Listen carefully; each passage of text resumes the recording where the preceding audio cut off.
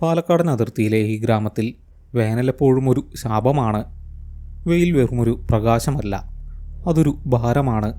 തലയ്ക്ക് മുകളിൽ അത് അമർന്നു നിൽക്കും. കാറ്റു വീശുന്നത് തീക്കനലും പേർക്കൊണ്ടാണ്. 10 വർഷത്തിന് ശേഷമാണ് ഞാൻ തറവാട്ടിലേക്ക് മടങ്ങുന്നത്. റെയിൽവേ സ്റ്റേഷനിൽ നിന്ന് ഒരു ഓട്ടോ പിടിച്ചാണ് വന്നത്. വഴിയോരത്തെ പാടങ്ങളെല്ലാം വിണ്ടുകീറിയിരിക്കുന്നു. മണ്ണ് ചാരനിറമായി മാറിയിരിക്കുന്നു. കുളക്കോഴികൾ ഉണങ്ങിയ തോടുകളിൽ ഒളിച്ചിരിക്കുന്നു. തറവാട് പഴയപടി തന്നെയുണ്ട്. വലിയ ചുമരുകൾ, കരിങ്കല്ല് പാകിയ വരാന്ത. ഉമ്മറത്ത് വലിയമ്മ ഇരിക്കുന്നുണ്ടായിരുന്നു. കണ്ണുകൾ മങ്ങിയിരിക്കുന്നു. എങ്കിലും എന്നെ കണ്ടപ്പോൾ വലിയമ്മയ്ക്ക് മനസ്സിലായി. മാധവ, നീ എത്തിയോ? വലിയമ്മയുടെ ശബ്ദം തളർന്നിരുന്നു. ഞാൻ മറുപടി പറഞ്ഞില്ല. വെറുതെ ഒന്ന് പുഞ്ചിരിച്ചു. ബാഗ് വരാന്തയിൽ വെച്ചു. വീടിനുള്ളിലൊരു തണുപ്പുണ്ട്. പക്ഷേ അത് സമാധാനമുള്ള തണുപ്പല്ല. കാലങ്ങളായി അടച്ചുപൂട്ടിയ മുറികളുടെ മണമാണവിടെ. പൊടിയും പഴകിയ തടിയും ചേർന്നുള്ള മണം. ഞാൻ ജനലുകൾ തുറന്നിട്ടു. പുറത്ത് മാവുകളിൽ ചിവീടുകൾ കരയുന്നുണ്ട്. വേനലിൻ്റെ സംഗീതം. അത് കേൾക്കുമ്പോൾ തലയ്ക്കുള്ളിൽ ഒരു പെരുപ്പ് തോന്നും. കുളിക്കാൻ വെള്ളമില്ലേ വലിയമ്മേ? ഞാൻ ചോദിച്ചു. കിണർ വറ്റി തുടങ്ങിയിരിക്കുന്നു മാധവ. നീ ആ ക്ഷേത്രക്കുളത്തിൽ പോയിക്കോ, അവിടെ ഇപ്പോഴും തെളിനീരുണ്ട്. വലിയമ്മ ആ കുളത്തെക്കുറിച്ച് പറഞ്ഞപ്പോൾ ഉള്ളിലൊരു ആവേശം തോന്നി. കുട്ടിക്കാലത്തെ ഓർമ്മകൾ വന്നു. ആൽമരത്തിൻ്റെ തണലുള്ള കുളം. ആൽത്തറയിൽ നിന്ന് വെള്ളത്തിലേക്ക് ചാടാറുണ്ടായിരുന്നു. പക്ഷേ വലിയമ്മ പെട്ടെന്നൊന്ന് നിർത്തി. എന്നിട്ട് തുടർന്നു. പക്ഷേ സന്ധ്യ കഴിഞ്ഞ് അങ്ങോട്ട് പോകരുത്. ഈ ഉച്ചവെയിലത്ത് പോയി കുളിച്ചു വാ. ഞാനൊന്നും ചോദിച്ചില്ല. എന്തിനു ഭയപ്പെടണം? ഒരുപക്ഷെ വന്യമൃഗങ്ങൾ ഇറങ്ങുന്നുണ്ടാകാം, അല്ലെങ്കിൽ പാമ്പുകൾ. ഗ്രാമങ്ങളിൽ അതൊരു പതിവാണ്. ഞാൻ തോർത്തെടുത്ത് പുറത്തേക്കിറങ്ങി. വഴിയിൽ ആരുമില്ല. ഇടവഴിയിലെ കരിയിലകൾ എൻ്റെ പാദത്തിനടിയിൽ ഞെരുങ്ങി. അവ കാറ്റിൽ പാറി നടക്കുന്നു. ദൂരെ ക്ഷേത്രത്തിൻ്റെ ഗോപുരം കാണാം. അത് തകർന്നു വീഴാറായി നിൽക്കുന്നു. ക്ഷേത്രത്തിനു ചുറ്റും കാവാണ്. വലിയ മരങ്ങൾ. അവിടെ എത്തിയപ്പോൾ അന്തരീക്ഷം മാറി. വെയിലിൻ്റെ ചൂട് കുറഞ്ഞു. പകരം ഒരു വല്ലാത്ത തണുപ്പ്. മരങ്ങൾ സൂര്യപ്രകാശത്തെ തടഞ്ഞു നിർത്തുന്നു. കാവിനുള്ളിൽ ഇരുട്ട് പടർന്നു തുടങ്ങിയിരിക്കുന്നു. ഞാൻ കുളത്തിൻ്റെ പടവുകളിലേക്ക് നോക്കി. കരിങ്കൽ പടവുകളിൽ പായൽ പിടിച്ചിരിക്കുന്നു. പക്ഷേ വെള്ളം, അത് അതിശയകരമായി തെളിഞ്ഞിരിക്കുന്നു. കറുത്ത നിറമുള്ള വെള്ളം. പക്ഷേ അതിലൂടെ നോക്കിയാൽ അടിത്തട്ടിലെ മണൽ കാണാം. ഞാൻ പടവുകൾ ഇറങ്ങി. വെള്ളത്തിൽ എൻ്റെ കാലുകൾ സ്പർശിച്ചപ്പോൾ ഒരു വിറയലുണ്ടായി. ഐസ് പോലെ തണുത്ത വെള്ളം. ഈ ഉച്ചവെയിലത്തും എങ്ങനെയാണ് ഇത്ര തണുപ്പ്? ഞാൻ വെള്ളത്തിൽ മുഖം കഴുകി. എന്നിട്ട് സാവധാനം കുനിഞ്ഞു. വെള്ളത്തിൻ്റെ ഉപരിതലത്തിൽ എൻ്റെ മുഖം തെളിഞ്ഞു വന്നു. ഞാനൊന്ന് സൂക്ഷിച്ചു നോക്കി. എൻ്റെ മുഖം തന്നെയാണോ അത്? കുറച്ചുകൂടി പ്രായം കൂടിയതുപോലെ. കണ്ണുകൾക്ക് ചുറ്റും കറുപ്പ് പടർന്നിരിക്കുന്നു. ഞാൻ കൈകൾ കൊണ്ട് വെള്ളത്തിൽ തട്ടി. ഓളങ്ങൾ എൻ്റെ പ്രതിബിംബത്തെ മായ്ച്ചു. പെട്ടെന്ന് പിന്നിൽ നിന്നൊരു ശബ്ദം കേട്ടു. കരിയിലകൾ അപരുന്ന ശബ്ദം. ഞാൻ തിരിഞ്ഞു നോക്കി. ആരുമില്ല. കാറ്റിൽ വല്ല മരക്കൊമ്പ് മാടിയതാകാം. എങ്കിലും എൻ്റെ നെഞ്ചിടിപ്പ് വർദ്ധിച്ചു. ഞാൻ വേഗത്തിൽ കുളി കഴിഞ്ഞ് വസ്ത്രം മാറി പടവുകൾ കയറി. മുകളിലെത്തിയപ്പോൾ എനിക്ക് തോന്നി ആരോ എന്നെ താഴെ നിന്ന് നോക്കുന്നുണ്ടെന്ന്. ഞാൻ തിരിഞ്ഞു നോക്കി. കുളത്തിലെ വെള്ളം നിശ്ചലമായിരിക്കുന്നു. ഒരു ഓളം പോലുമില്ല. കണ്ണാടി പോലെ അത് ആകാശത്തെ പ്രതിഫലിപ്പിച്ചു. ഞാൻ വേഗത്തിൽ നടന്നു. തറവാട്ടിലെത്തിയപ്പോൾ വലിയമ്മ ഉമ്മറത്ത് തന്നെയുണ്ട്. വലിയമ്മ എന്നെ ഒന്ന് നോക്കി. നീ അവിടെ ആരെയെങ്കിലും കണ്ടോ? ഇല്ല വലിയമ്മേ, ആരുമില്ല. വലിയമ്മ തലയാട്ടി. എന്നിട്ട് ദൂരേക്ക് നോക്കിയിരുന്നു. വലിയമ്മയുടെ നോട്ടം ക്ഷേത്രക്കുളത്തിന് നേരെയായിരുന്നു. ഉച്ചഭക്ഷണം കഴിഞ്ഞ് ഞാൻ കിടന്നു. ഉറക്കം വരുന്നില്ല. ചൂട് കൂടി വരുന്നു. ഫാനിൻ്റെ ശബ്ദം മുറിയിൽ മുഴങ്ങുന്നു. എനിക്ക് ആ കുളത്തെക്കുറിച്ചാണ് ചിന്ത. എന്തുകൊണ്ടാണ് വലിയമ്മ എന്നോട് ആ ചോദ്യം ചോദിച്ചത്? വൈകുന്നേരമായപ്പോൾ ഗ്രാമത്തിലെ ചിലർ വീട്ടിൽ വന്നു.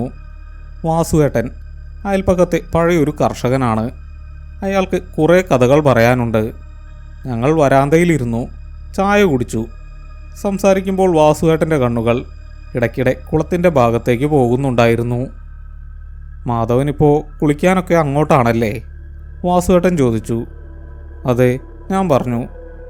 സൂക്ഷിക്കണം, വേനൽക്കാലമാണ്. ഭൂമിക്കടിയിലെ ഉറവുകൾ മാറും. ചിലപ്പോൾ നമ്മൾ കാണാത്ത പലതും വെള്ളത്തിന് മുകളിലേക്ക് വരും. അയാളുടെ സംസാരത്തിലൊരു നിഗൂഢതയുണ്ടായിരുന്നു.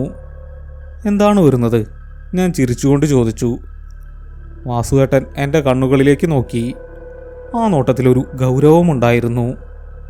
നമ്മൾ മറന്നുപോയ മുഖങ്ങൾ, നമ്മൾ കാണാൻ ആഗ്രഹിക്കാത്ത മുഖങ്ങൾ. അയാൾ എഴുന്നേറ്റു. യാത്ര പറഞ്ഞിറങ്ങി. സന്ധ്യയായി. ആകാശം ചുവന്നു തുടുത്തു. പക്ഷികൾ കാവിലേക്ക് മടങ്ങുന്നു. അവയുടെ കരച്ചിൽ ഭയപ്പെടുത്തുന്നതാണ്. രാത്രിയാകുമ്പോൾ ആ കാവൊരു കറുത്ത തുള പോലെ തോന്നും. ഞാൻ വീടിനുള്ളിലേക്ക് കയറി വാതിലുകൾ അടച്ചു. എങ്കിലും ജനൽ വിടവിലൂടെ കുളക്കരയിലെ ആൽമരം കാണാം. രാത്രി 10 മണിയായി. വലിയമ്മ ഉറങ്ങി. വീട്ടിൽ കനത്ത നിശബ്ദത. പുറത്തിടയ്ക്കിടെ മരങ്ങൾ ഉരസുന്ന ശബ്ദം കേൾക്കാം. എനിക്ക് വല്ലാത്ത ദാഹം തോന്നി. ഞാൻ എഴുന്നേറ്റ് അടുക്കളയിലേക്ക് പോയി വെള്ളം കുടിച്ചു. തിരികെ വരുമ്പോൾ എൻ്റെ മുറിയിലെ ജനലിലൂടെ ദൂരെ ഒരു വെളിച്ചം കണ്ടു.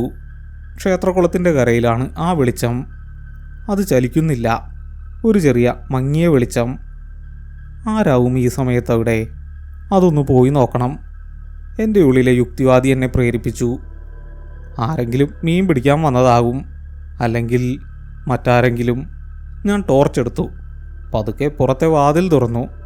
ആരും അറിയാതെ ഞാൻ പുറത്തിറങ്ങി. ചൂട് കുറഞ്ഞു തുടങ്ങിയിരിക്കുന്നു. പക്ഷെ കാറ്റില്ല. മരങ്ങൾ നിശ്ചലമായി നിൽക്കുന്നു. ഞാൻ കാവിനുള്ളിലേക്ക് പ്രവേശിച്ചു. ടോർച്ചടിച്ചു. മരങ്ങളുടെ നിഴലുകൾ ഭീകരരൂപങ്ങളെപ്പോലെ ചുമരുകളിൽ നൃത്തം ചെയ്യുന്നു. ഞാൻ കുളത്തിനരികിലെത്തി. പക്ഷെ ആ വെളിച്ചം അവിടെയില്ല. അത് അപ്രത്യക്ഷമായിരിക്കുന്നു. ഞാൻ കുളത്തിൻ്റെ പടവിലിരുന്നു. ടോർച്ച് ഓഫ് ചെയ്തു. നല്ല നിലാവുണ്ട്. അതുകൊണ്ടെല്ലാം വ്യക്തമാണ്. വെള്ളം ശാന്തമാണ്. അതിൽ ചന്ദ്രൻ പ്രതിഫലിക്കുന്നു. ഞാൻ വെറുതെ വെള്ളത്തിലേക്ക് നോക്കി. ആദ്യമൊന്നും കണ്ടില്ല. പിന്നെ സാവധാനം ഒരു രൂപം തെളിഞ്ഞു വന്നു. എൻ്റെ മുഖമല്ല, അതൊരു സ്ത്രീയുടെ മുഖമായിരുന്നു. എവിടെയോ കണ്ടു മറന്ന ഒരു മുഖം. അവളുടെ കണ്ണുകൾ തുറന്നിരിക്കുന്നു. അവൾ എന്നെ നോക്കുകയാണ്. ഞാൻ ശ്വാസം അടക്കി പിടിച്ചു. എൻ്റെ ടോർച്ച് വെള്ളത്തിലേക്ക് വീഴാൻ പോയി. അവളുടെ ചുണ്ടുകൾ അനങ്ങുന്നുണ്ട്. എന്തോ പറയാൻ ശ്രമിക്കുന്നു. ഞാൻ ടോർച്ച് തെളിച്ചു. ആ നിമിഷം ആ മുഖം അപ്രത്യക്ഷമായി. വെറും വെള്ളം മാത്രം. ഞാൻ എഴുന്നേറ്റോടി. വീട്ടിലെത്തുന്നതുവരെ ഞാൻ തിരിഞ്ഞു നോക്കിയില്ല. മുറിയിലെത്തി വാതിലടച്ചു. എൻ്റെ ഹൃദയം പടപടാ ഇടിക്കുകയാണ്. അതൊരു മിഥ്യയാകാം, ഉറക്കമില്ലാത്തതിൻ്റെ ലക്ഷണമാകാം. പക്ഷേ ആ സ്ത്രീയുടെ കണ്ണുകൾ, അവയിൽ ഒരു വല്ലാത്ത സങ്കടമുണ്ടായിരുന്നു. പിറ്റേന്ന് രാവിലെ ഞാൻ വൈകിയാണ് എഴുന്നേറ്റത്. വലിയമ്മ മുറിയിലേക്ക് വന്നു. നീ ഇന്നലെ രാത്രി പുറത്തു പോയിരുന്നോ മാധവ? ഞാൻ ഞെട്ടിപ്പോയി. വലിയമ്മ അറിഞ്ഞോ? ദാഹം തോന്നി അടുക്കളയിൽ പോയതാ. ഞാൻ കള്ളം പറഞ്ഞു. വലിയമ്മ എന്നെ ഒന്ന് സൂക്ഷിച്ചു നോക്കി. ഒന്നും പറഞ്ഞില്ല. പകൽ സമയം ഞാൻ ഗ്രാമത്തിലൂടെ നടന്നു. പഴയ സുഹൃത്തുക്കളെ കണ്ടു. പക്ഷെ ആരോടും ആ കുളത്തെക്കുറിച്ച് ചോദിക്കാൻ എനിക്ക് തോന്നിയില്ല. ഉച്ചയ്ക്ക് ശേഷം ഞാൻ വീണ്ടും ആ ക്ഷേത്രക്കുളത്തിലേക്ക് പോയി. ഇത്തവണ കയ്യിൽ മൊബൈൽ ഫോണും ഉണ്ടായിരുന്നു. അതൊന്ന് റെക്കോർഡ് ചെയ്യണം. വേനൽ കടുത്തു നിൽക്കുന്നു. കാവിനുള്ളിൽ കടന്നപ്പോൾ വീണ്ടും ആ തണുപ്പ്. ഞാൻ പടവുകളിലിരുന്നു. ഇത്തവണ ഞാൻ പേടിച്ചില്ല. വെള്ളത്തിൽ നോക്കി. എൻ്റെ മുഖം മാത്രം. കുറേ നേരം അവിടെ ഇരുന്നു. ഒന്നും സംഭവിക്കുന്നില്ല. ഞാനൊന്ന് ചിരിച്ചു. ഇന്നലെ രാത്രി ഒരു പേടി സ്വപ്നം മാത്രമായിരുന്നു. പെട്ടെന്ന് വെള്ളത്തിനടിയിൽ നിന്ന് ഒരു ചെറിയ കുമിള വന്നു. ഓളങ്ങൾ വിരിഞ്ഞു. ഞാൻ സൂക്ഷിച്ചു നോക്കി. വെള്ളത്തിലൊരു മുഖം തെളിയുന്നു. പക്ഷേ അത് ഇന്നലത്തെ സ്ത്രീയുടെ മുഖമല്ല. അതെൻ്റെ അച്ഛനായിരുന്നു. അച്ഛൻ മരിച്ചിട്ട് 5 വർഷമായി. ഹൃദയാഘാതം മൂലമാണ് മരിച്ചത്. അച്ഛൻ വെള്ളത്തിനടിയിൽ നിന്ന് എന്നെ നോക്കി ചിരിക്കുന്നു. ആ ചിരിയിലൊരു വല്ലാത്ത ഭയമുണ്ടായിരുന്നു. ഞാൻ ഫോണെടുത്ത് ഒരു ഫോട്ടോ എടുത്തു. പക്ഷേ ഫോണിലെ സ്ക്രീനിൽ നോക്കിയപ്പോൾ ഞാൻ ഞെട്ടിപ്പോയി. ഫോട്ടോയിൽ തെളിയുന്നത് വെറും വെള്ളം മാത്രം. അവിടെ അച്ഛൻ്റെ മുഖമില്ല. എൻ്റെ കണ്ണെന്നെ ചതിക്കുകയാണോ? അതോ ഈ വെള്ളത്തിന് എന്തെങ്കിലും പ്രത്യേകതയുണ്ടോ? ഞാൻ പടവുകൾ വേഗത്തിൽ കയറി. മുകളിലെത്തിയപ്പോൾ എനിക്ക് വല്ലാത്തൊരു തലകറക്കം തോന്നി. ഞാനൊരു മരത്തിൽ പിടിച്ചു നിന്നു. അപ്പോൾ താഴെ നിന്നൊരു ശബ്ദം കേട്ടു. മാധവ. ആരോ വിളിക്കുന്നു. വളരെ നേർത്ത ശബ്ദം. കുളത്തിനടിയിൽ നിന്ന് വരുന്നത് പോലെ. ഞാൻ തിരിഞ്ഞു നോക്കിയില്ല. വേഗം വീട്ടിലേക്ക് നടന്നു. വീട്ടിലെത്തിയപ്പോൾ വാസുവേട്ടൻ അവിടെയുണ്ട്. അദ്ദേഹം എന്നെ കണ്ടപ്പോൾ ഒന്ന് നിർത്തി. നിന്റെ മുഖം വിളറിയിരിക്കുന്നു മാധവ, നീ അവിടെ പോയി അല്ലേ? ഞാനൊന്നും ഒളിച്ചില്ല. ഞാൻ കണ്ട കാര്യങ്ങൾ പറഞ്ഞു. വാസുവേട്ടൻ ഒരു നെടുവീർപ്പിട്ടു. ആ കുളം ഒരു വാതിലാണ് മാധവ. മരിച്ചുപോയവർക്ക് തിരികെ വരാൻ കഴിയില്ല. പക്ഷേ അവരുടെ നിഴലുകൾ ആ വെള്ളത്തിൽ തങ്ങി നിൽക്കും. അവർക്ക് നമ്മളോടെന്തോ പറയാനുണ്ട്. എന്താണ് അവർക്ക് പറയാനുള്ളത്? ഞാൻ ചോദിച്ചു. അതോരോരുത്തർക്കും ഓരോന്നാണ്. നിന്റെ അച്ഛന് നീ പ്രിയപ്പെട്ടവനായിരുന്നു. എങ്കിലും നിനക്ക് എന്തോ ഒന്ന് ഒളിക്കാനുണ്ട്. അതുകൊണ്ടാണ് നീ ഭയപ്പെടുന്നത്. വാസുവേട്ടൻ്റെ വാക്കുകൾ എന്നെ ചിന്തിപ്പിച്ചു. എനിക്കെന്താണ് ഒളിക്കാനുള്ളത്? അന്ന് രാത്രി എനിക്ക് ഉറക്കം വന്നില്ല. വേനൽ ചൂട് സഹിക്കാൻ വയ്യാത്ത രീതിയിലായി. ഞാൻ കട്ടിലിൽ കിടന്ന് തിരിഞ്ഞു മറിഞ്ഞു. പുറത്ത് കാറ്റ് വീശുന്നുണ്ട്. പക്ഷെ അവിടെ ഒരു ശബ്ദം കേൾക്കുന്നുണ്ട്. അത് കരിയിലകളുടെ ശബ്ദമല്ല. അതാരോ മുറ്റത്തുകൂടി നടക്കുന്ന ശബ്ദമാണ്. ഞാൻ എഴുന്നേറ്റ് ജനലിലൂടെ നോക്കി. മുറ്റത്താരുമില്ല. പക്ഷേ കുളത്തിൻ്റെ ഭാഗത്തു നിന്ന് ഒരു വെളുത്ത പുക ഉയരുന്നത് പോലെ തോന്നി. ഞാൻ പതുക്കെ എഴുന്നേറ്റു. ഇത്തവണ എനിക്ക് ഭയമില്ലായിരുന്നു. അതൊരു കൗതുകമായിരുന്നു. ഞാൻ വീണ്ടും ക്ഷേത്രക്കുളത്തിനടുത്തേക്ക് നടന്നു. രാത്രിയുടെ നിശബ്ദതയിൽ എൻ്റെ കാലടി ശബ്ദം മുഴങ്ങി. കുളക്കരയിലെത്തിയപ്പോൾ ആ വെളുത്ത പുക വെള്ളത്തിനു മുകളിൽ പടർന്നു കിടക്കുന്നത് കണ്ടു. ഞാൻ പടവുകൾ ഇറങ്ങി ഏറ്റവും താഴത്തെ പടവിലിരുന്നു. ഞാൻ വെള്ളത്തിലേക്ക് നോക്കി. ഇത്തവണ വെള്ളം തിളങ്ങുന്നുണ്ടായിരുന്നു. ആയിരക്കണക്കിന് മുഖങ്ങൾ അവിടെ തെളിഞ്ഞു വന്നു. ഈ ഗ്രാമത്തിൽ മരിച്ചവരുടെ എല്ലാം മുഖങ്ങൾ. അവർ പരസ്പരം സംസാരിക്കുന്നത് പോലെ തോന്നി. ഞാൻ എൻ്റെ കൈ വെള്ളത്തിലേക്ക് ഇറക്കി. പെട്ടെന്ന് ആരോ എൻ്റെ കൈ പിടിച്ചു. തണുത്ത മരവിച്ച ഒരു കൈ. ഞാൻ കൈ വലിച്ചെടുക്കാൻ ശ്രമിച്ചു. പക്ഷേ പിടുത്തം മുറുകി. വെള്ളത്തിനടിയിൽ നിന്ന് ഒരു രൂപം സാവധാനം ഉയർന്നു വന്നു. അതാ സ്ത്രീയായിരുന്നു, ഞാൻ ആദ്യം കണ്ടവൾ. അവൾ വെള്ളത്തിന് മുകളിലേക്ക് തല ഉയർത്തി. അവളുടെ തലമുടി വെള്ളത്തിൽ പടർന്നു കിടക്കുന്നു. അവൾ എൻ്റെ കണ്ണുകളിലേക്ക് നോക്കി. സഹായിക്കൂ, അവൾ മന്ത്രിച്ചു. അവളുടെ ശബ്ദം എൻ്റെ തലയ്ക്കുള്ളിൽ മുഴങ്ങി. നീ ആരാണ്? ഞാൻ കിതച്ചുകൊണ്ട് ചോദിച്ചു. അവൾ മറുപടി പറഞ്ഞില്ല. പകരം അവളുടെ കൈ വിട്ടു. അവൾ സാവധാനം വെള്ളത്തിനടിയിലേക്ക് താഴ്ന്നുപോയി. ഞാൻ അവിടെ തളർന്നിരുന്നു. എൻ്റെ കൈ ഉറയ്ക്കുന്നുണ്ട്. നേരം വെളുക്കാറായി. ഞാൻ വീട്ടിലേക്ക് മടങ്ങി. പിറ്റേന്ന് രാവിലെ ഞാൻ വലിയമ്മയോട് ആ സ്ത്രീയെക്കുറിച്ച് ചോദിക്കാൻ തീരുമാനിച്ചു. വലിയമ്മേ, പണ്ട് ഈ കുളത്തിൽ ആരെങ്കിലും മരിച്ചിട്ടുണ്ടോ? ഒരു സ്ത്രീ. വലിയമ്മയുടെ കയ്യിലിരുന്ന ചായ ഗ്ലാസ് വിറച്ചു. വലിയമ്മ എന്നെ നോക്കി. നീ അവളെ കണ്ടോ? ഞാൻ തലയാട്ടി.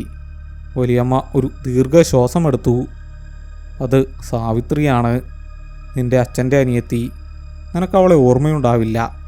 നീ ജനിക്കുന്നതിന് മുമ്പാണത് നടന്നത്. അവർക്കെന്ത് സംഭവിച്ചു? അവൾ ഈ കുളത്തിൽ വീണതാണ്. എല്ലാവരും പറഞ്ഞു അതൊരു അപകടമാണെന്ന്. പക്ഷേ എനിക്കറിയാം, അവൾക്ക് ആരോടും ഒന്നും പറയാൻ കഴിഞ്ഞില്ല. വലിയമ്മയുടെ കണ്ണുകൾ നിറഞ്ഞു.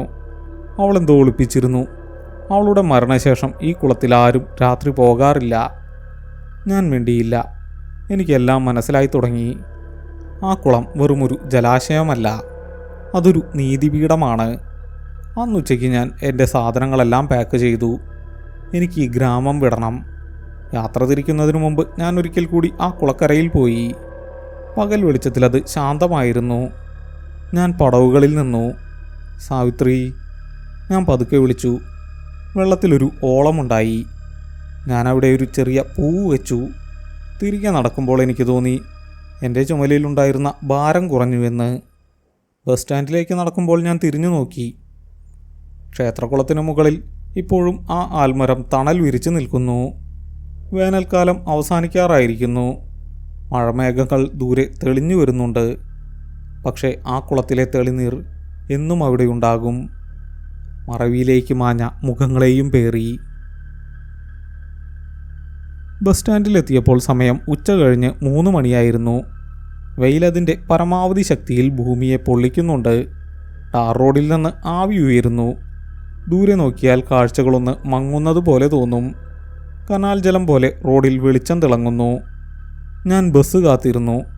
പക്ഷെ മനസ്സിപ്പോഴും ആ കുളക്കരയിലാണ്. സാവിത്രി, അച്ഛൻ്റെ അനിയത്തി. അവൾ എന്തിനാണ് എന്നെ വിളിച്ചത്? അവളുടെ കൈപ്പത്തിയിലെ ആ മരവിപ്പ് ഇപ്പോഴും എൻ്റെ കൈത്തണ്ടയിൽ അനുഭവപ്പെടുന്നുണ്ട്.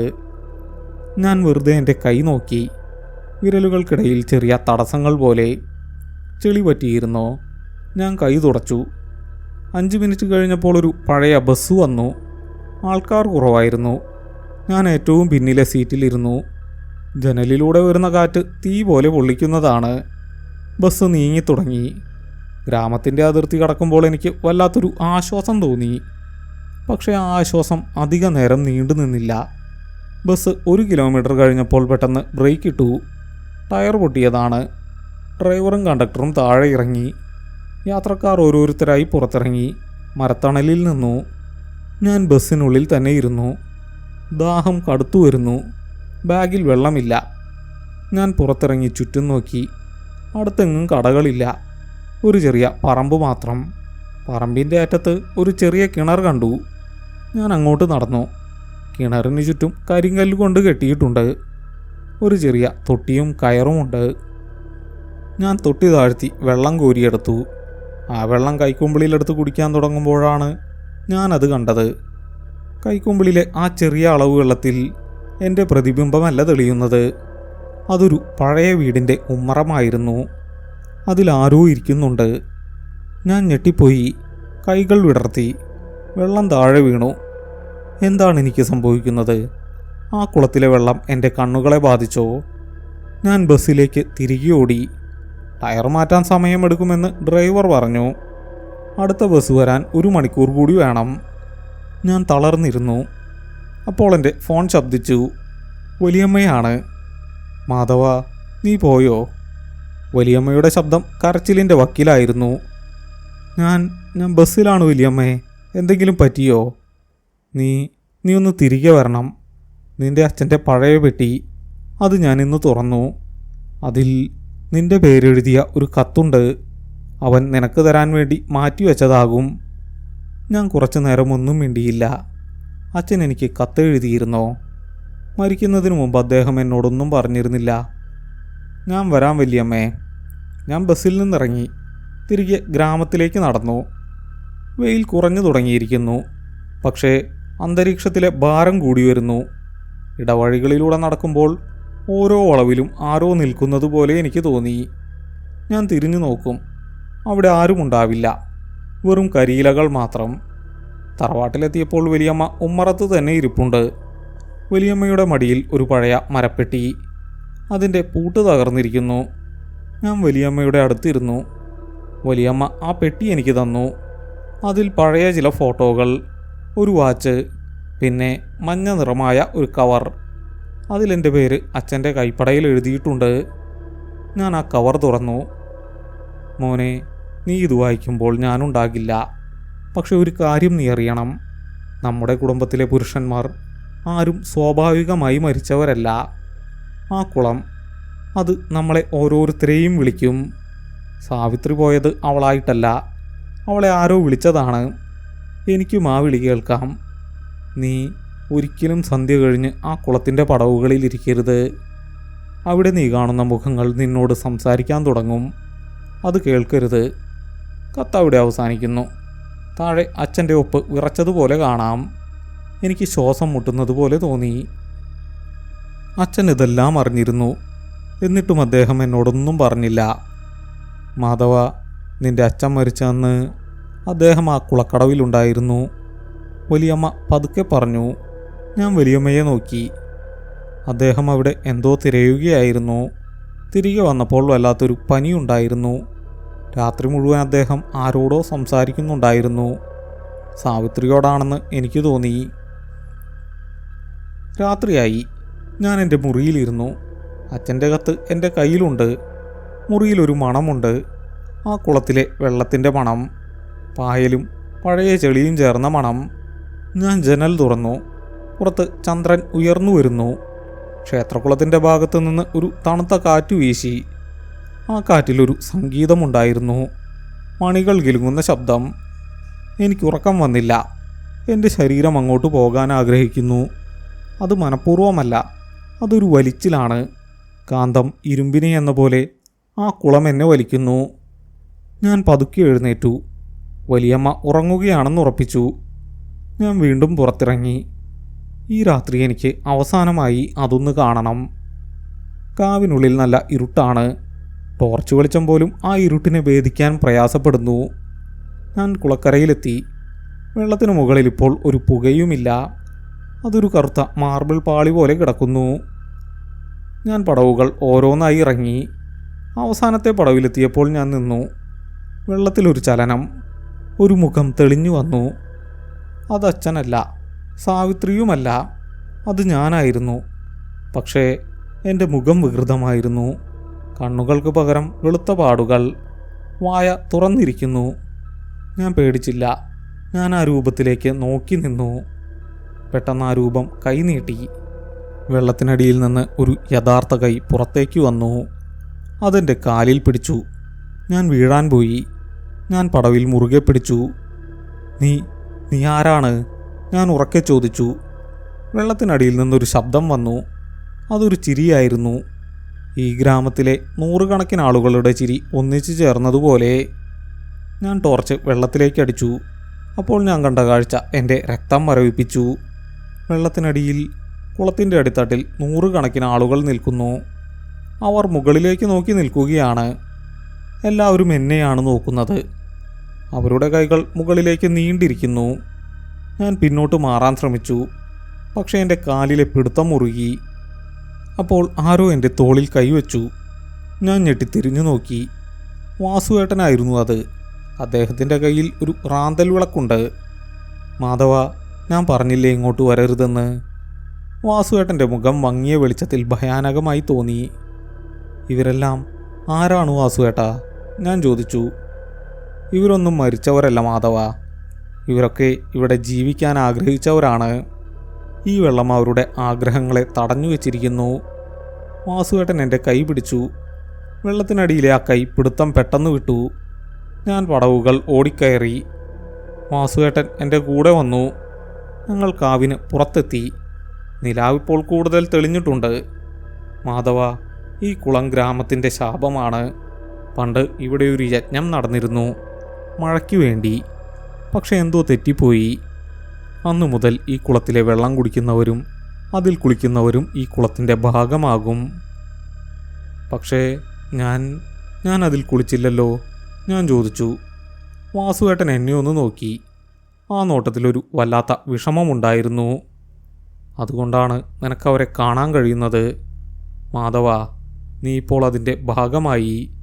ആ കുളത്തിൻ്റേതാണ്. ഞാൻ വിശ്വസിക്കാനാവാതെ നിന്നു. എനിക്കിത് മാറ്റാൻ കഴിയില്ലേ? വാസുവേട്ടൻ തലയാട്ടി. ഒരു വഴിയുണ്ട്, പക്ഷെ അത് അപകടകരമാണ്. ഈ കുളം വറ്റിക്കണം. ഈ വേനൽക്കാലത്ത് അത് അസാധ്യവുമാണ്.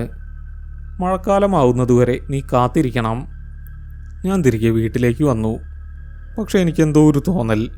എന്നിൽ എന്തോ ഒന്ന് മാറിയിരിക്കുന്നു. എൻ്റെ തൊലിപ്പുറത്ത് വെള്ളത്തിൻ്റെ നനവ് അനുഭവപ്പെടുന്നു. വെയിലെത്ര കഠിനമായാലും എനിക്കിപ്പോൾ ചൂട് തോന്നുന്നില്ല. പകരം ഒരു വല്ലാത്ത തണുപ്പ്. കണ്ണാടിയിൽ നോക്കാൻ ഞാൻ ഭയപ്പെട്ടു. അടുത്ത ദിവസം രാവിലെ ഞാൻ ഉണർന്നപ്പോൾ എൻ്റെ മുറിയിൽ വെള്ളം പടർന്നു കിടക്കുന്നത് കണ്ടു. ജനലുകൾ അടച്ചിരുന്നു. മഴ പെയ്തിട്ടില്ല. പിന്നെ എവിടെ നിന്നാണ് ഈ വെള്ളം വന്നത്? ഞാൻ എൻ്റെ കട്ടിലിനടിയിൽ നോക്കി. അവിടെ ചെറിയൊരു ഉറവ പോലെ വെള്ളം വരുന്നുണ്ട്. ആ വെള്ളത്തിന് ആ കുളത്തിലെ വെള്ളത്തിൻ്റെ അതേ മണം. ഞാൻ വലിയമ്മയെ വിളിച്ചു. പക്ഷെ വലിയമ്മ മറുപടി പറയുന്നില്ല. ഞാൻ വലിയമ്മയുടെ മുറിയിലേക്ക് ഓടി. വലിയമ്മ കട്ടിലിൽ കിടക്കുന്നു. പക്ഷേ വലിയമ്മയുടെ ചുറ്റും വെള്ളം നിറഞ്ഞിരിക്കുന്നു. ഞാൻ വലിയമ്മയെ തൊട്ടു. അവർ മരവിച്ചു പോയിരുന്നു. പക്ഷെ അവരുടെ കണ്ണുകൾ തുറന്നിരുന്നു. ആ കണ്ണുകളിൽ എൻ്റെ മുഖമല്ല തെളിയുന്നത്, ആ കുളത്തിൻ്റെ അടുത്തട്ടിലെ ദൃശ്യമായിരുന്നു. ഞാൻ ഭ്രാന്തമായി പുറത്തേക്കോടി. ഗ്രാമം മാറിയിരിക്കുന്നു. റോഡുകളിൽ വെള്ളം ഒഴുകുന്നു. പക്ഷേ ആരും അത് ശ്രദ്ധിക്കുന്നില്ല. അല്ലെങ്കിൽ ആരും അത് കാണുന്നില്ല. ആളുകൾ പതിവ് പോലെ നടക്കുന്നു, സംസാരിക്കുന്നു. ഞാൻ വാസുവേട്ടൻ്റെ വീട്ടിലേക്ക് ഓടി. അവിടെ എത്തിയപ്പോൾ ഞാൻ കണ്ടത് അദ്ദേഹത്തിൻ്റെ വീട് മുഴുവൻ വെള്ളത്തിനടിയിലായിരിക്കുന്നതാണ്. പക്ഷെ അദ്ദേഹം മുറ്റത്തിരുന്ന് പത്രം വായിക്കുന്നു. വാസുകേട്ടാ, വെള്ളം, ചുറ്റും വെള്ളം, ഞാൻ നിലവിളിച്ചു. അദ്ദേഹം തലയുയർത്തി എന്നെ നോക്കി. ഏതു വെള്ളം മാധവ? വെയിൽ കാരണം നിനക്ക് തോന്നുന്നതാകും. അകത്തേക്ക് വാ, കുറച്ച് മോരും വെള്ളം കുടിക്കാം. ഞാൻ അവിടെ നിന്നും ഓടി. എനിക്ക് മനസ്സിലായി, ഞാൻ മാത്രം കാണുന്ന ഒരു ലോകം തുടങ്ങിയിരിക്കുന്നു. അല്ലെങ്കിൽ ആ കുളം എന്നെ അതിൻ്റെ ലോകത്തേക്ക് കൊണ്ടുപോയിരിക്കുന്നു. ഞാൻ വീണ്ടും ക്ഷേത്രക്കുളത്തിലേക്ക് നടന്നു. ഇത്തവണ എനിക്ക് ഓടാൻ കഴിഞ്ഞില്ല. കാലുകൾ ഭാരമുള്ളതായി തീരുന്നു, വെള്ളത്തിനടിയിലൂടെ നടക്കുന്നത് പോലെ. കുളക്കരയിലെത്തിയപ്പോൾ ഞാൻ കണ്ടു, കുളം വറ്റിയിരിക്കുന്നു. ഒരു തുള്ളി വെള്ളമില്ല. പകരം ആ കുളത്തിൻ്റെ അടിത്തട്ടിൽ ആയിരക്കണക്കിന് ആളുകൾ നിൽക്കുന്നു. അവർ എല്ലാവരും എന്നെ നോക്കി കൈ വീശുന്നു. ഒരു മാധവ, നിന്റെ ഇടം ഇവിടെയാണ്, അവർ ഒരേ സ്വരത്തിൽ പറഞ്ഞു. ഞാൻ പടവുകൾ ഇറങ്ങാൻ തുടങ്ങി. എനിക്കെന്നെ നിയന്ത്രിക്കാൻ കഴിയുന്നില്ല. ഓരോ പടവിറങ്ങുമ്പോഴും എൻ്റെ ശരീരം അപ്രത്യക്ഷമാകുന്നത് പോലെ തോന്നി. ഞാൻ പകുതി പടവുകൾ ഇറങ്ങിയപ്പോൾ മുകളിൽ ഒരാൾ നിൽക്കുന്നത് കണ്ടു. അതൊരു കൊച്ചുകുട്ടിയായിരുന്നു. എൻ്റെ കുട്ടിക്കാലം. ആ കുട്ടി കരയുന്നുണ്ടായിരുന്നു. തിരികെ വാ, അവിടെ പോകരുത്, ആ കുട്ടി വിളിച്ചു പറഞ്ഞു. ഞാൻ നിന്നു. എൻ്റെ ഉള്ളിലെ മാധവൻ ഉണർന്നു. ഞാൻ തിരികെ കയറാൻ ശ്രമിച്ചു. പക്ഷേ അടിത്തട്ടിലുള്ളവർ എൻ്റെ കാലുകളിൽ പിടിച്ചു വലിക്കാൻ തുടങ്ങി. മണ്ണിടിയുന്നു, പടവുകൾ തകരുന്നു. ഞാൻ മുകളിലുള്ള ആ കുട്ടിയുടെ കൈ പിടിക്കാൻ ശ്രമിച്ചു. പക്ഷേ കുട്ടി അപ്രത്യക്ഷമായി. പകരം അവിടെ സാവിത്രി വന്നു നിന്നു. അവർ ചിരിക്കുകയായിരുന്നു. നീ വൈകിപ്പോയി മാധവ, വേനൽ അവസാനിച്ചു. ആ നിമിഷം ആകാശത്ത് ഇടിമിന്നലുണ്ടായി. പെട്ടെന്ന് മഴ പെയ്യാൻ തുടങ്ങി. സാധാരണ മഴയല്ല, ആകാശത്തു നിന്ന് കറുത്ത നിറത്തിലുള്ള വെള്ളം വീഴുന്നു. കുളം അതിവേഗം നിറയാൻ തുടങ്ങി. ഞാൻ വെള്ളത്തിൽ മുങ്ങി. എനിക്ക് ശ്വാസം കിട്ടുന്നില്ല, പക്ഷേ എനിക്ക് മരിക്കാൻ കഴിയുന്നില്ല. ഞാൻ വെള്ളത്തിനടിയിൽ കണ്ണു തുറന്നു. ഇപ്പോൾ എനിക്കെല്ലാം വ്യക്തമാണ്. അടിത്തട്ടിൽ നിൽക്കുന്നവർ പ്രേതങ്ങളല്ല, അവർ ഈ ഗ്രാമത്തിൻ്റെ ഓർമ്മകളാണ്. ഞാൻ അവരുടെ ഇടയിൽ ഒരാളായി നിന്നു. മുകളിൽ കുളത്തിൻ്റെ ഉപരിതലത്തിൽ വെളിച്ചം മാറുന്നത് ഞാൻ കണ്ടു. ആരോ വെള്ളത്തിലേക്ക് കുനിഞ്ഞു നോക്കുന്നു. അതൊരു പുതിയ ആളാണ്. നഗരത്തിൽ നിന്ന് വന്ന ആരോ ഒരാൾ.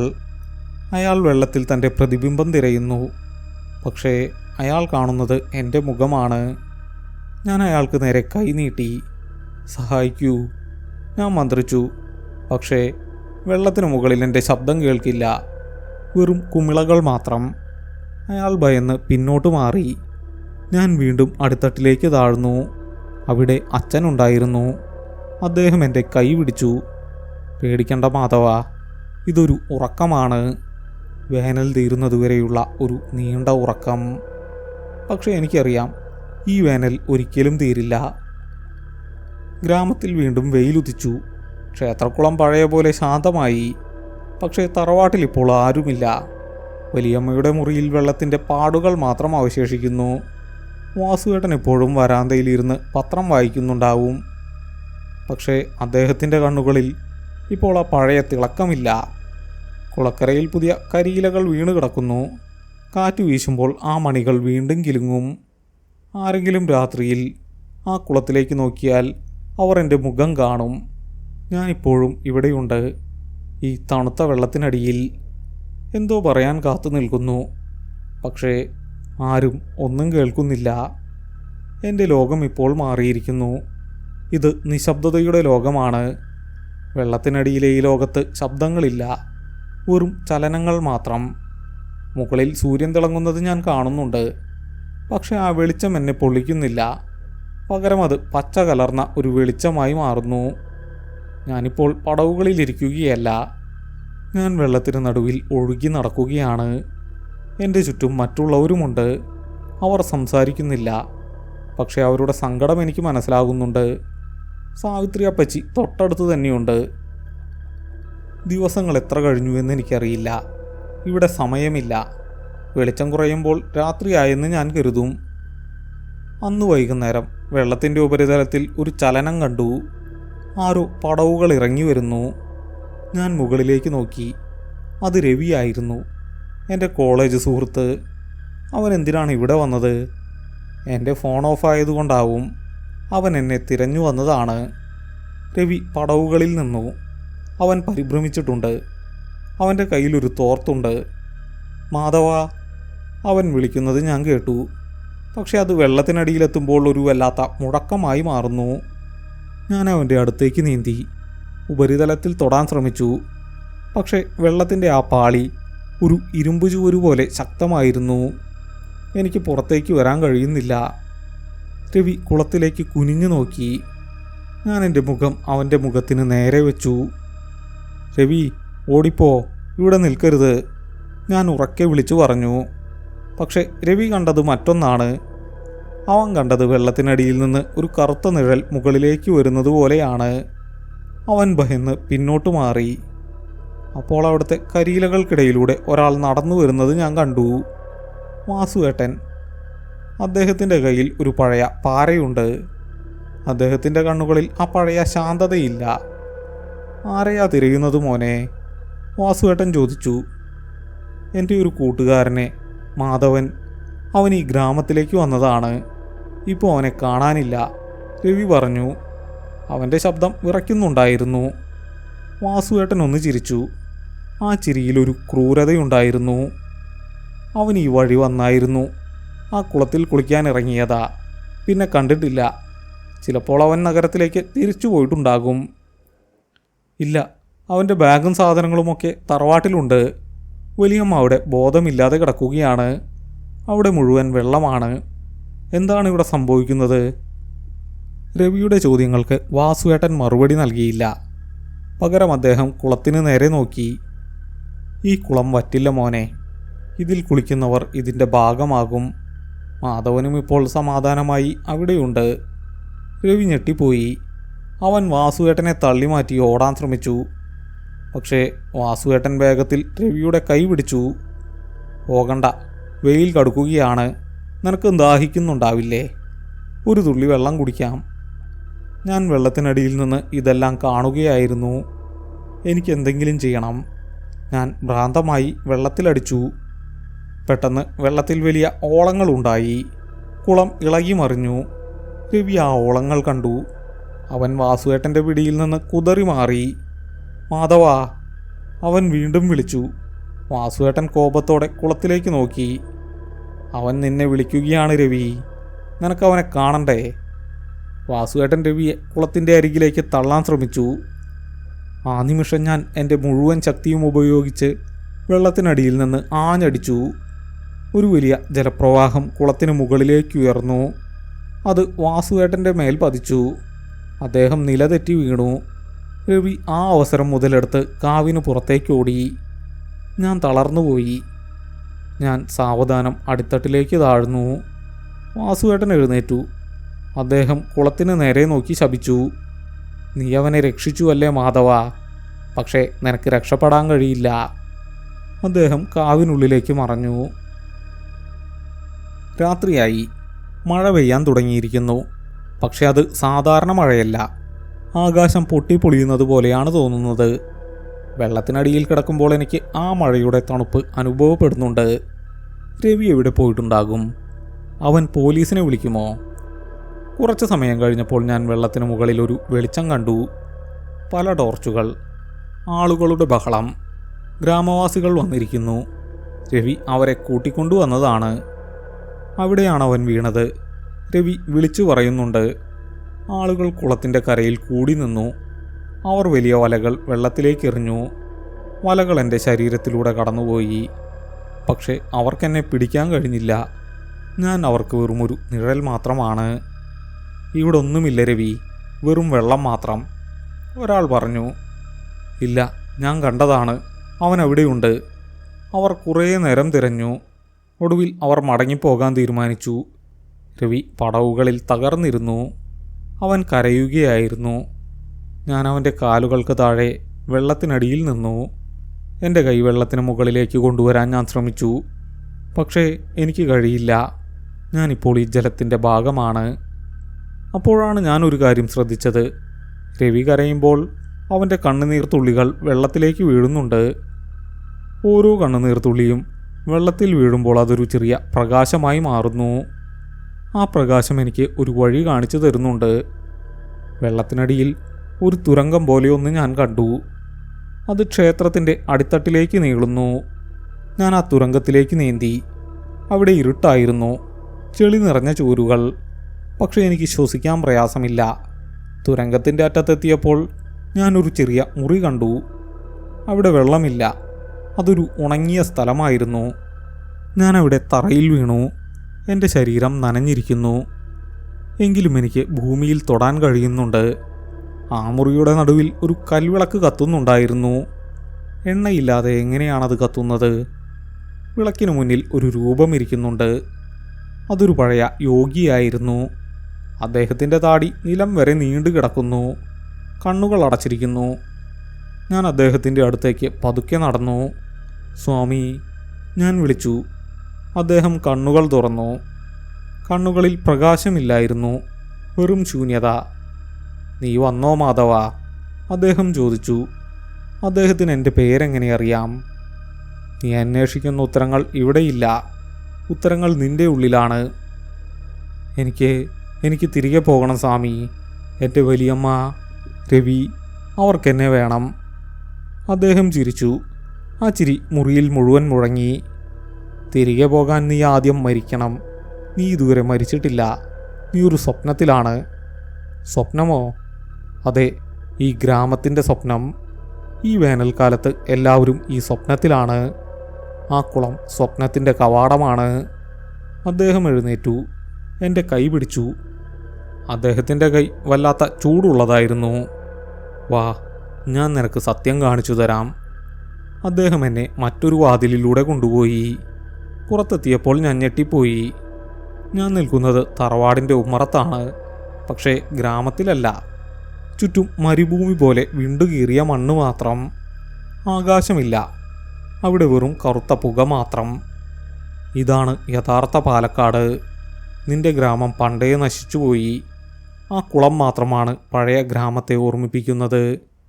എനിക്ക് തല കറങ്ങുന്നത് പോലെ തോന്നി. അപ്പോൾ ഞാൻ കണ്ട പഴയ ഗ്രാമം, വാസുവേട്ടൻ, വലിയമ്മ, ഇവരൊക്കെ ആരാണ്? അവരൊക്കെ ആ കുളത്തിൻ്റെ ഓർമ്മകളാണ് മാധവ.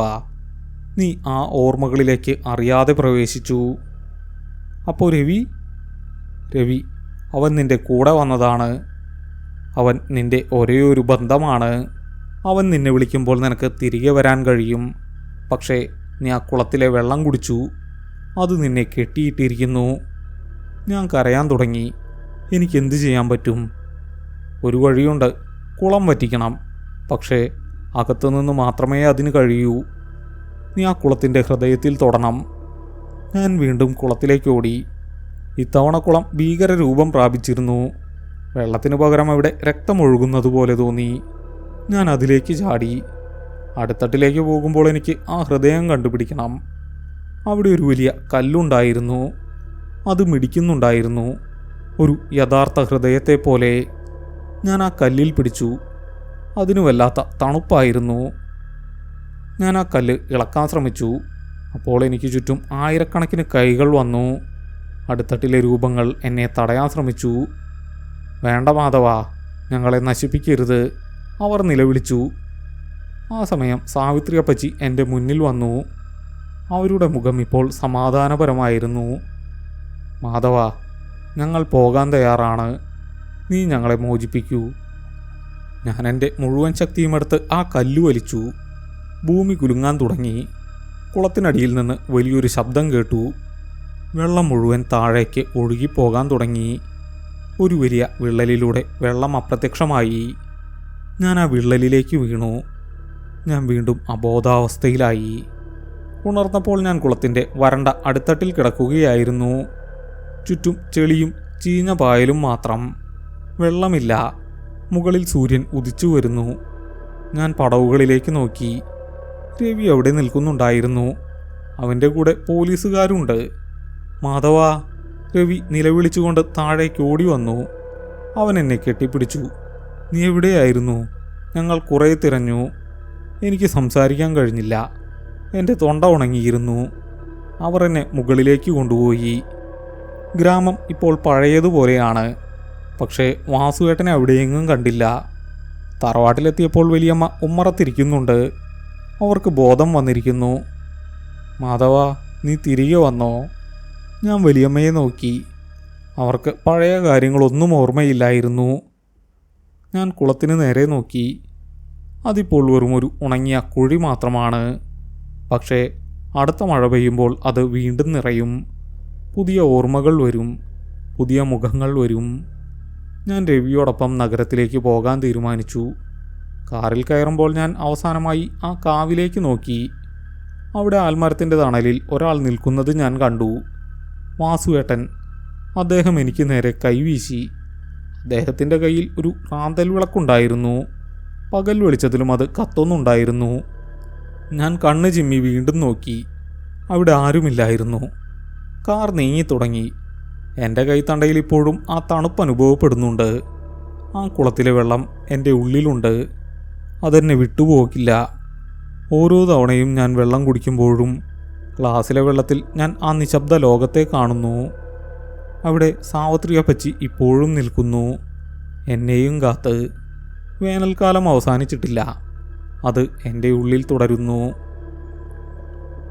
നഗരത്തിലെ ഫ്ലാറ്റിലെത്തുമ്പോൾ എനിക്ക് പനിയും കടുത്ത വിറയലുമായിരുന്നു. രവി എന്നെ ഉടനെ ആശുപത്രിയിലെത്തിച്ചു. ഡോക്ടർമാർ പല പരിശോധനകളും നടത്തി. രക്തത്തിൽ അസാധാരണമായ ചില അണുബാധകൾ കണ്ടതായി അവർ പറഞ്ഞു. പായൽ പിടിച്ച വെള്ളത്തിൽ ദീർഘനേരം കിടന്നതുകൊണ്ടുവന്ന വാട്ടർ ബോൺ ഇൻഫെക്ഷൻ ആണെന്നായിരുന്നു അവരുടെ നിഗമനം. പക്ഷേ എൻ്റെ ഉള്ളിലെ തണുപ്പിന് മരുന്നുകൾ കൊണ്ടൊന്നും ശമനമുണ്ടായില്ല. രവി എന്നോട് പിന്നീട് സംസാരിക്കുമ്പോൾ അവൻ്റെ കണ്ണുകളിൽ ഭയമായിരുന്നു. മാധവ, ആ കുളക്കരയിൽ നീ ആരോടാണ് സംസാരിച്ചിരുന്നത്? ഞാനവിടെ എത്തുമ്പോൾ നീ ചെളിയിൽ പുതഞ്ഞു കിടക്കുകയായിരുന്നു. നിന്റെ ചുറ്റും ആരും ഉണ്ടായിരുന്നില്ല. ഞാൻ കണ്ട ആ വയസ്സനായ മനുഷ്യൻ. പോലീസുകാർ വന്നപ്പോഴേക്കും അയാൾ എങ്ങോട്ടോ മറഞ്ഞു. രസകരമായ കാര്യം എന്താണെന്നറിയാമോ? നാട്ടുകാർ പറയുന്നത് ആ കാവിൽ 10 വർഷമായി ആരും കാലുകുത്തിയിട്ടില്ലെന്നാണ്. വാസു എന്ന പേരിൽ ഒരാളവിടെ പണ്ട് താമസിച്ചിരുന്നു. പക്ഷെ അയാൾ വർഷങ്ങൾക്ക് മുമ്പേ മരിച്ചുപോയി. രവിയുടെ വാക്കുകൾ കേട്ട് ഞാൻ തളർന്നിരുന്നു. അപ്പോൾ ഞാൻ കണ്ട വാസുവേട്ടൻ ആരായിരുന്നു? എന്നെ ആ അടിത്തട്ടിൽ നിന്ന് മോചിപ്പിക്കാൻ സഹായിച്ച ആ യോഗിയോ? 2 ആഴ്ചത്തെ വിശ്രമത്തിന് ശേഷം ഞാൻ പഴയ രേഖകൾ തിരയാൻ തീരുമാനിച്ചു. പാലക്കാട്ടെ ആ ഗ്രാമത്തെക്കുറിച്ചുള്ള പഴയ ഗസറ്റുകളും ചരിത്രരേഖകളും ഞാൻ ലൈബ്രറിയിൽ നിന്ന് കണ്ടെടുത്തു. സത്യം ഇതായിരുന്നു. നൂറ്റാണ്ടുകൾക്ക് മുമ്പ് ആ ക്ഷേത്രം പണിതത് ഗ്രാമത്തിലെ ഒരു വലിയ ദക്ഷതയുള്ള കുടുംബമായിരുന്നു. പക്ഷേ ഒരു കടുത്ത വേനൽക്കാലത്ത് ഗ്രാമം വറ്റി വരണ്ടു. മഴയ്ക്കായി അവർ ഒരു വലിയ യജ്ഞം നടത്തി. ക്ഷേത്രകുളത്തിൻ്റെ അടുത്തട്ടിൽ സ്മൃതിശില എന്നറിയപ്പെടുന്ന ഒരു പ്രത്യേക കല്ല് അവർ സ്ഥാപിച്ചു. ആ കല്ലിൻ്റെ പ്രത്യേകത അത് ചുറ്റുമുള്ള എല്ലാ ഊർജത്തെയും ഓർമ്മകളെയും വലിച്ചെടുക്കുമെന്നതായിരുന്നു. ആ കല്ല് സ്ഥാപിച്ചതോടെ ഗ്രാമത്തിൽ മഴ പെയ്തു, കുളം നിറഞ്ഞു. പക്ഷേ അതിനൊരു വില നൽകേണ്ടി വന്നു. ആ കുളത്തിൽ മരിക്കുന്നവരുടെ ആത്മാക്കൾക്ക് മോക്ഷം ലഭിക്കില്ല. അവരുടെ അവസാനത്തെ ഓർമ്മകളും വികാരങ്ങളും ആ ശില വലിച്ചെടുക്കും. അവർ ആ വെള്ളത്തിൻ്റെ ഭാഗമായി അവിടെ തന്നെ തങ്ങി നിൽക്കും. എൻ്റെ അച്ഛനും സാവിത്രിയപ്പച്ചിയും ആ കുടുംബത്തിൻ്റെ കണ്ണികളായിരുന്നു. അതുകൊണ്ടാണ് ആ കുളം അവരെയും പിന്നീട് എന്നെയും അങ്ങോട്ടേക്ക് ആകർഷിച്ചത്. വാസുവേട്ടൻ ആ കുളത്തിൻ്റെ കാവൽക്കാരനായിരുന്നു. മരിച്ചവർക്കും ജീവിച്ചിരിക്കുന്നവർക്കും ഇടയിലുള്ള ഒരു പാലം. അദ്ദേഹം എന്നെ അന്ന് സഹായിച്ചത് കുടുംബത്തോടുള്ള കടപ്പാടുകൊണ്ടായിരിക്കാം. പക്ഷേ ആ യോഗി, അദ്ദേഹം ആ ശിലയുടെ സൃഷ്ടാവായിരുന്നു. ഓർമ്മകളുടെ ഭാരം താങ്ങാൻ വയ്യാതെ വരുമ്പോൾ അദ്ദേഹം ആരെയെങ്കിലും ഉപയോഗിച്ച് ആ ശില ഇളക്കി മാറ്റാൻ ശ്രമിക്കും. ഇത്തവണ അദ്ദേഹം എന്നെയാണ് തിരഞ്ഞെടുത്തത്. പക്ഷേ ഞാൻ ആ ശില ഇളക്കി മാറ്റിയതോടെ ആ ഓർമ്മകളെല്ലാം മോചിപ്പിക്കപ്പെട്ടു. ഞാൻ കണ്ട ആ വെള്ളപ്പൊക്കവും തറവാട്ടിലെ വെള്ളവുമെല്ലാം ആ ഓർമ്മകളുടെ പ്രവാഹമായിരുന്നു. വലിയമ്മയ്ക്കിപ്പോൾ ഒന്നും ഓർമ്മയില്ലാത്തത് അതുകൊണ്ടാണ്.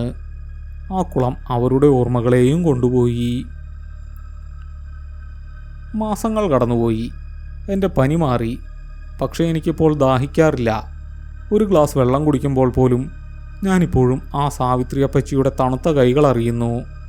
കണ്ണാടിയിൽ നോക്കുമ്പോൾ എൻ്റെ കണ്ണുകൾക്ക് പിന്നിൽ വേറെ ആരോ ഇരിക്കുന്നത് പോലെ എനിക്ക് തോന്നാറുണ്ട്. ഒരു ദിവസം എനിക്ക് നാട്ടിൽ നിന്ന് രവിയുടെ ഒരു സന്ദേശം വന്നു. അവൻ വീണ്ടും അങ്ങോട്ട് പോയിരുന്നു. മാധവ, ആ കുളം നിറഞ്ഞിരിക്കുന്നു.